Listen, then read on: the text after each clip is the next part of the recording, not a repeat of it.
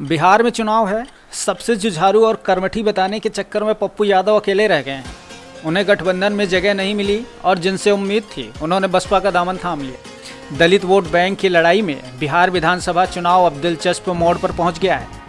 पिछले दिनों चर्चा थी कि उपेंद्र कुशवाहा और पप्पू यादव एक साथ मैदान में ताल ठोक सकते हैं, लेकिन चर्चा कोरी कल्पना ही रह गई क्योंकि उपेंद्र कुशवाहा ने मायावती का दामन थाम लिया।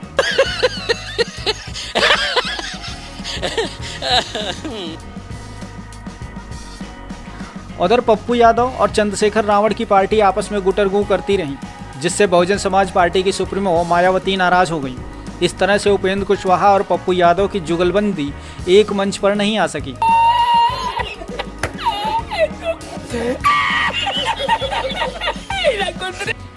आपको बता दें कि बसपा प्रमुख मायावती पिछले 2 दशकों से उत्तर प्रदेश में दलित वोट बैंक की मसीहा बनी हुई है।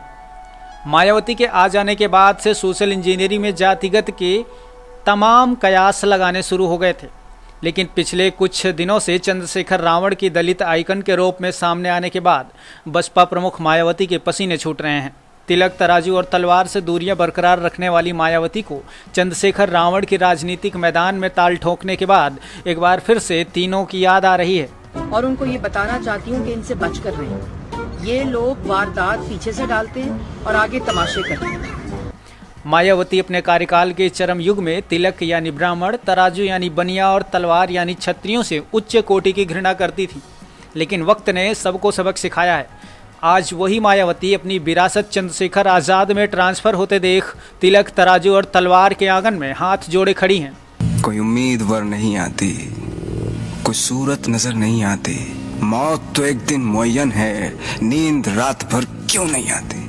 पहले आती थी हाले दिल पे हंसी, अब किसी बात पे नहीं है। बिहार में रालोसपा और जाप दोनों पार्टियों की अनबन होने के बाद दलितगत राजनीति बड़ी पेचीदगी से भर गई है। वर्ष 2011 की जनसंख्या की माने तो बिहार में अनुसूचित जाति के वोटरों की संख्या 1,65,00,000 से अधिक है। हालांकि अब इस संख्या में काफ़ी इजाफा हो चुका है।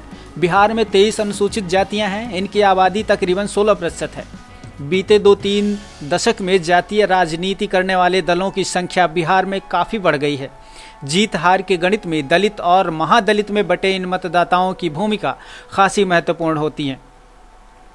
बहरहाल देखना यह है कि आगामी चुनावों में बिहार में कौन सी पार्टी अपना दावा ठोकने में बरकरार रह पाती है, कौन सी पार्टी अपनी सत्ता को बरकरार रख पाती है। क्या नीतीश कुमार दोबारा से रिपीट करेंगे या किसी नए को मौका मिलेगा।